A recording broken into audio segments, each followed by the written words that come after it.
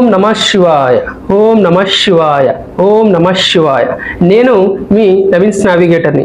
ఈరోజు మనం మహాశివరాత్రి గురించి తెలుసుకుందాం. 2025 ఫిబ్రవరి 26న మహాశివరాత్రి వస్తుంది. మహాశివుడు, పరమేశ్వరుడు, ఈశ్వరుడు, ఆదిదేవుడు, శంకరుడు ఇలా రకరకాల పేరుతో శివుణ్ణి పిలుస్తూ ఉంటారు. హిందువుల పవిత్రమైన పండగలలో మహాశివరాత్రి ఒకటి. ప్రతి నెల కృష్ణ చతుర్దశిన శివరాత్రి వస్తుంది. దీనిని మాస శివరాత్రి అని పిలుస్తారు. ఈశ్వరుని ఆలయంలో విశేష పూజని చేస్తూ ఉంటారు. అందులో మాఘ బహుళ చతుర్దశి రోజున శివరాత్రి వస్తుంది. దీనిని మహాశివరాత్రి పర్వదినంగా పేరుకొని ఎంతో విశిష్టమైన పూజను నిర్వహిస్తారు. ఈరోజు భక్తులు భోలాశంకరుని లింగోద్భవ రూపాన్ని ఎంతో భక్తి శ్రద్ధలతో పూజించి ఉపవాస దీక్షను తీసుకొని జాగరణ చేస్తారు. అయితే ముందుగా మనం శివరాత్రి రోజు దేవుణ్ణి ఎలా పూజించాలో తెలుసుకుందాం. శివరాత్రికి ముందు రోజు అంటే ఈరోజు మంగళవారం ఫిబ్రవరి 25న మరియు 26న మరియు 27న ఎటువంటి ధూమపానం కానీ మద్యపానం కానీ మాంసాహారం కానీ తీసుకోరాదు. అలాగే శవరం అంటే మనము వెంట్రుక అనేది కట్ చేయకూడదు. అది గడ్డమైనా కానీ కటింగ్ అయినా కానీ. అంతేకాకుండా చాలామంది రాత్రిపూట జాగారం చేయాలని మధ్యాహ్నం పడుకుంటారు. అలా పడుకోవడం మంచిది కాదు. అయితే మనం మంగళవారం రోజు సాయంత్రం సూర్యాస్తమయం అయిన తర్వాత నుండే అల్పాహారం మాత్రమే తీసుకోవాలి. దాని తర్వాత నెక్స్ట్ రోజు 26 ఫిబ్రవరి 26న ఉదయం 4 గంటలకు లేచి కాలకృత్యం అంతా చేసుకొని నమస్కారాలు చేసుకోవాలి. ఆ తర్వాత మనము మన ఇంట్లో ఉన్న శంకరుని దగ్గర ఆవు నెయ్యితో దీపం వెలిగిస్తే చాలా మంచిది. అంటే ఈ శివరాత్రికి పర్టికులర్గా మనం ఆవు నెయ్యితో దీపం వెలిగించాలి. సాయంత్రం వరకు కూడా మనము ఇంట్లోనే పూజ చేస్తూ ఉండాలి. అలాగే చాలా మంది కఠినంగా ఉపవాసం చేస్తూ ఉంటారు. మన హిందూ సాంప్రదాయంలో పాలని కానీ లేదంటే అల్పాహారం కానీ స్వీకరించవచ్చు. అలాగే సాయంత్రం 6:30 లోపు మనము సాయంత్రం ఇంకోసారి స్నానం చేసుకొని మన దగ్గరలో ఉన్న శివాలయంకి వెళ్ళి అక్కడ మనము నవగ్రహాల చుట్టూ తిరిగి కాలు చేతులు కడుక్కోకూడదు. చాలామంది కాలు చేతులు కడుక్కుంటారు.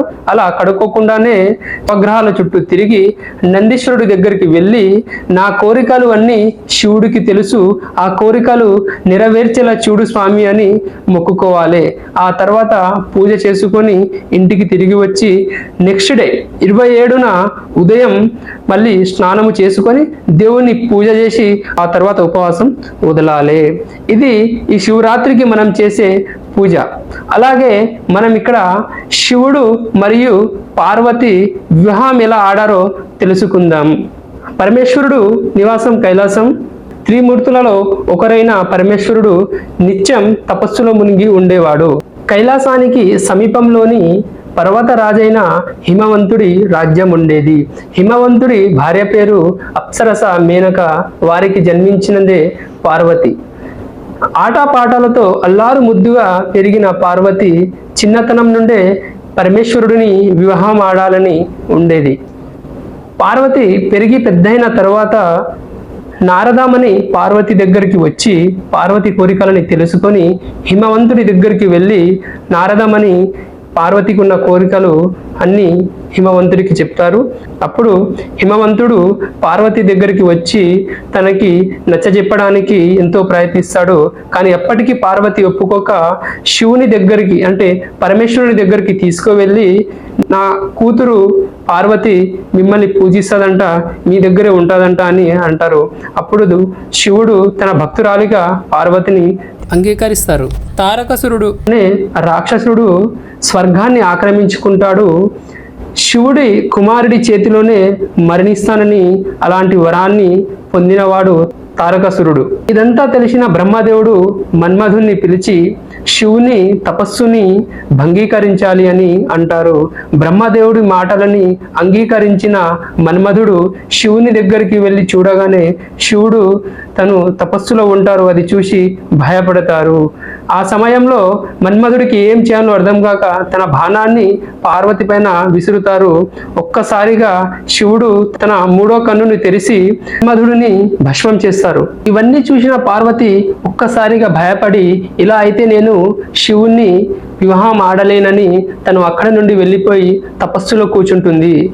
అక్కడ ముని వచ్చి, ఈ వయసులో మీరు తపస్సు చేయడం ఏంటి, ఏమిటి మీ కోరికలు అని పార్వతిని అడుగుతారు. అప్పుడు పార్వతీదేవి ఏమంటుందంటే, నేను పరమేశ్వరుడిని వివాహం ఆడాలి అని అంటుంది. ముని వచ్చేసి శివుడు ఒక మోసగాడు అని ఎన్నో మాయమాటలు శివుని గురించి చెప్తారు. కానీ అవన్నీ పట్టించుకొని పార్వతి ఒక్కసారిగా కోపంతో ముని వైపు చూస్తుంది.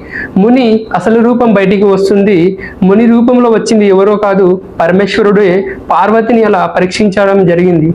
అప్పుడు పరమేశ్వరుడు ఏమంటారంటే, నేను మిమ్మల్ని వివాహం ఆడడానికి అంగీకరించాను అని అంటారు. ఇవన్నీ తెలుసుకున్న మునులు ఒక్కసారిగా హిమవంతుడి దగ్గరికి వెళ్ళి, శంకరుడు పార్వతిని వివాహం ఆడాలని అనుకుంటున్నారు అని చెప్తారు. అయితే హిమవంతుడు వాళ్ళ ఇద్దరిని పిలిచి పెళ్లి చేస్తారు. అందరి సమక్షంలో పెళ్లి చేస్తారు. ఇంద్రాదేవులు పరమేశ్వరుడి దగ్గరికి వచ్చి, బ్రహ్మదేవుడి ఆజ్ఞతోనే మీ దగ్గరికి మన్మధుడు రావడం జరిగింది, మీరు మన్మధుడిని తిరిగి బ్రతికించాలని పరమేశ్వరుడిని ఇంద్రాదేవులు కోరుతారు. అప్పుడు పరమేశ్వరుడు తిరిగి బ్రహ్మదేవుడిని మరొక జన్మ ఇస్తారు. శివ పార్వతులకు పుట్టినది కుమారస్వామి. తన బాల్యంలోనే ఎన్నో శక్తులతో ఉన్న కుమారస్వామి తారకాసురుడు అనే రాక్షసుడిని చంపేయడం జరుగుతుంది.